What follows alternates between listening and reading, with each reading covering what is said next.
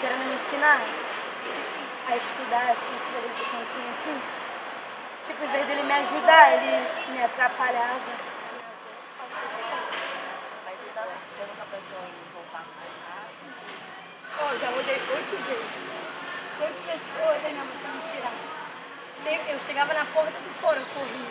Eu na casa da minha tia e ela ia sair pra trabalhar, ficava em casa sozinha, minha tia tentou estudar.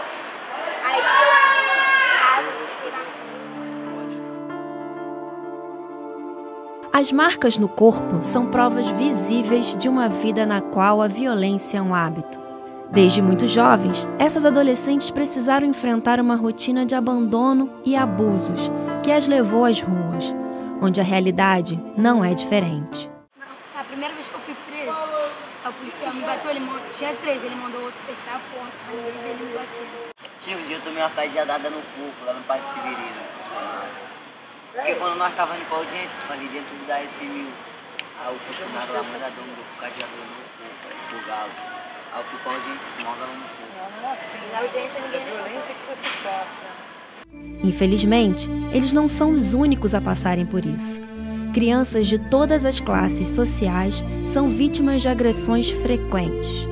Um estudo da Unicef sobre a utilização da violência como forma de disciplina analisou a situação em 35 países em vias de desenvolvimento e revelou que cerca de 75% das crianças entre 2 e 14 anos de idade sofrem anualmente alguma forma de violência.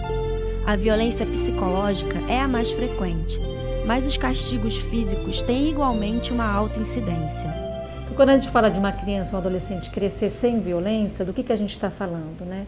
Então é dessa criança não sofrer a violência dentro de casa, então do vizinho, né, dos parentes realmente estarem atentos, o professor, né, o médico estar atento a sinais de violência dentro de casa, da violência doméstica, das meninas não estarem sofrendo exploração sexual, meninos e meninas, né, da gente denunciar esses casos, né, quando a gente tem as situações nas cidades turísticas. Então, o que a gente espera é que haja uma mudança de não aceitação de nenhum tipo de violência contra a criança e das pessoas se responsabilizarem, né? Eu também faço parte, né, na denúncia, também faço parte do enfrentamento dessas violências.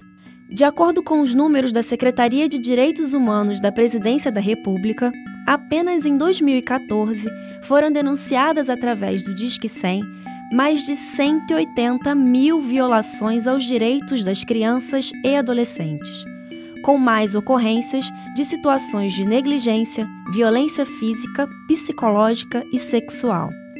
As denúncias se referem à violação de direitos de 150 mil crianças e adolescentes. A gente está num país que foi o último a abolir a escravidão. Então, assim, o uso da força física não só é permitido, como é desejado e até incentivado. Hoje em dia é um pouco diferente. Já se fala, a criança não deve apanhar, tem algumas campanhas como Não Bata, Eduque. Então, isso está mudando aos poucos. Mas os pais, as mães, têm muito esse hábito, até por uma questão cultural, de bater nos seus filhos, repreender com um castigo físico. Hoje, no Brasil, isso é proibido, qualquer tipo de castigo físico. Não tem castigo moderado ou imoderado, que depende do tamanho da sua raiva, do tamanho da sua mão, do tamanho da criança. Em junho de 2014, entrou em vigor a Lei 13.010, também conhecida como Lei Menino Bernardo, que proíbe o uso de castigos físicos ou tratamentos cruéis ou degradantes na educação de crianças e adolescentes. Batizada em homenagem a Bernardo Boldrini, morto pela madrasta com aparente conivência do pai, após uma vida de maus tratos físicos e psicológicos, a lei causou polêmica.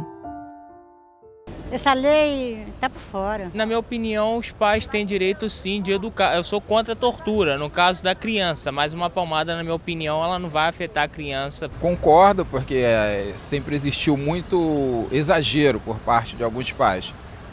Então, regulamentando, aí de repente afasta a existência desses incidentes, né, de tanta agressão que existe contra as crianças. Olha, eu acho que é um pouco exagerado. Eu acho que a mãe ela tem o poder de reprimir a criação do seu filho do jeito que ela pode. Agora, eu acho que é errado espancar, agredir, machucar, ferir. A Lei Menino Bernardo é muito importante porque ela serviu, inclusive, para um debate profundo de que a família tem a responsabilidade, sim, pela educação. E o Estado não quer intervir, entende, na atuação da família. Agora, se qualquer pessoa viola os direitos fundamentais, é violento, pratica qualquer ato, entende, que viola direitos de criança e de adolescente, não é porque é pai, ou é mãe, ou é tio, ou é avô, que não deva ser, né, acompanhado, monitorado e punido se é reincidente, né, no caso da violência.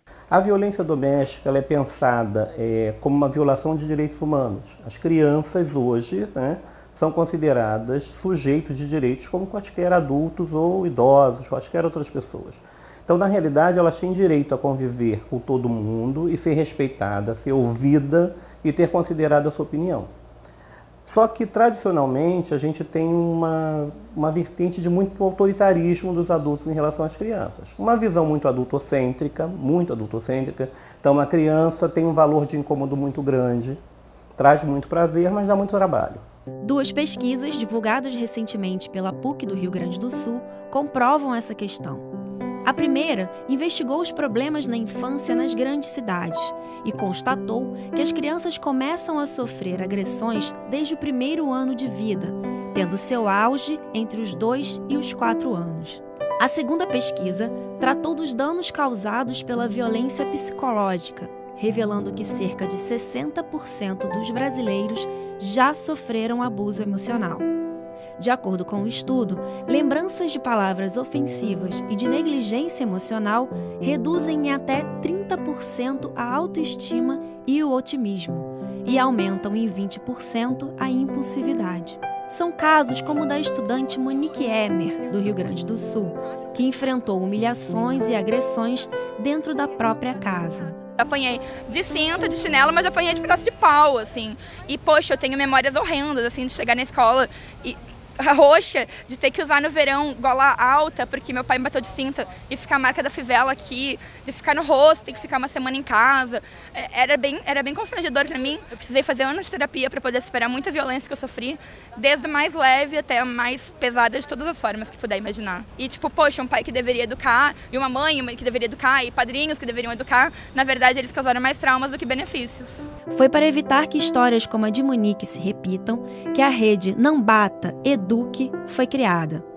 A rede luta contra a aceitação social da violência e busca conscientizar pais e responsáveis sobre alternativas educacionais aos castigos físicos e humilhantes. E a Rede Não Bata Eduque, a gente tem conversado muito com os conselhos tutelares, né, os profissionais dos CRAS e dos CREAS, das organizações da sociedade civil, porque esses ambientes são propícios para fazer trabalhos com as famílias, que têm uma dificuldade, né, porque às vezes a gente conversa com algumas pessoas, como elas, né, não têm muita informação ou vivenciaram isso na infância, elas têm dificuldade, elas acham assim, eu não sei o que fazer.